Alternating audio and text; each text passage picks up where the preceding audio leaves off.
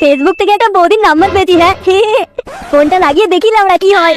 যদি লাগাতে দেয় তাহলে লাগিয়ে আসবো একদম। বলছি বৌদি, ভেতরে কি পড়েছো গো? বৌদির বর বলছি। এরে তুই খানকির ছেলে? কি রে বোকাচোদা, এখন চুপ করে আছিস কেন? বল তুই কে? হ্যাঁ স্যার, আমি জিও কোম্পানি থেকে ফোন করেছিলাম।